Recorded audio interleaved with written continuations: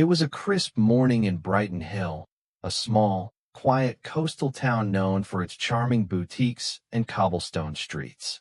Lennox Hill, the town's most prestigious men's clothing store, sat proudly on the corner of Main Street, its large windows offering a glimpse into a world of tailored suits, imported silk ties, and expensive colognes.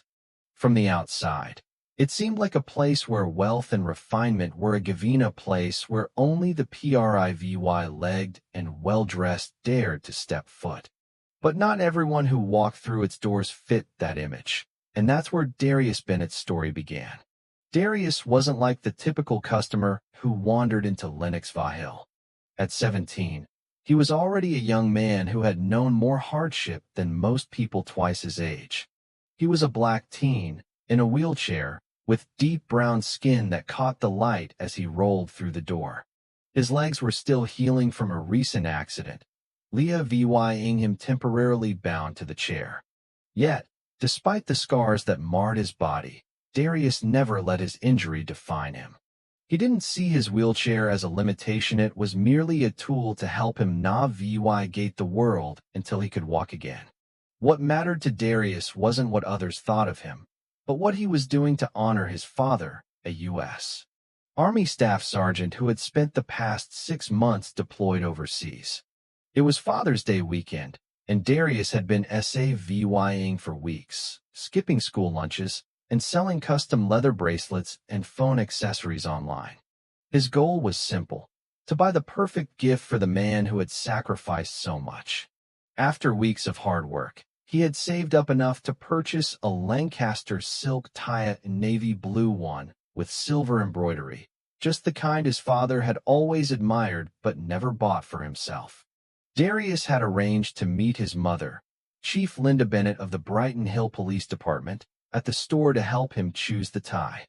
Linda, always composed in her uniform blues, was the pillar of the community, and Darius looked up to her more than anyone else in the world. But just as they had planned to meet, a last-minute call came in. Linda had to deal with an urgent situation at the precinct. So, Darius went on alone. He wasn't surprised.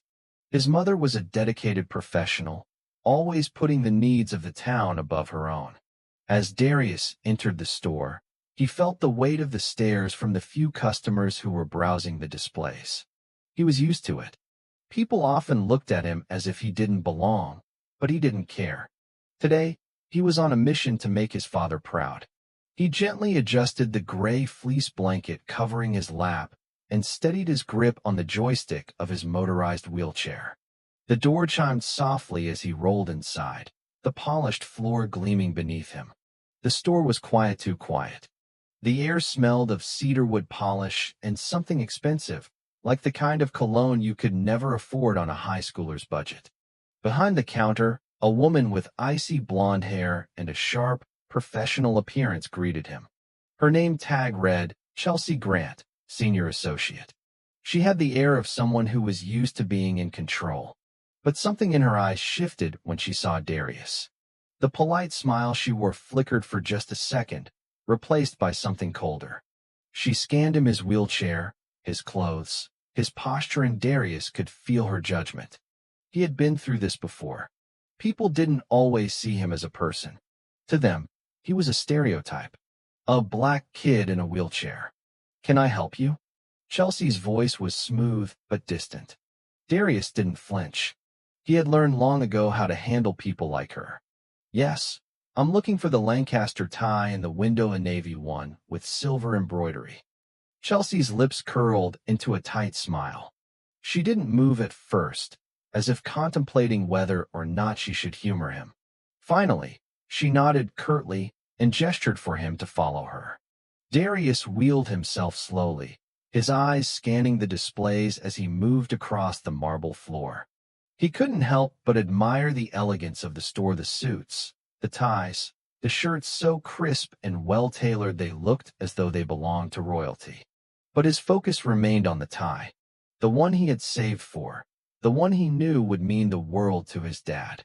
He rolled up to the glass display where it was displayed, carefully reaching out with his right hand to point at it. "That one," he said calmly. Chelsea hesitated, her gaze flicking between the tie and Darius. Are you sure? She asked, her tone colder now. That's quite an expensive item. I'm sure, Darius replied, his voice steady. I've saved up for it. Chelsea's expression hardened, but she didn't respond. Instead, she unlocked the display case and placed the tie in front of him with a small sigh, as if indulging him in something she didn't quite understand. Darius felt the weight of her gaze on him. It was like she was sizing him up, wondering if he could afford something like this. He didn't let it bother him.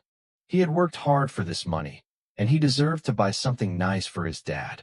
But then, as he carefully picked up the tie to admire it, something unexpected happened. The tie slipped from his hands, falling to the floor with a soft flutter. It wasn't an accident, simply wasn't used to the weight and texture of the fabric. Chelsea's reaction was immediate, and it took Darius completely by surprise. Oh my God, she shrieked. I knew it. You were trying to steal it, weren't you?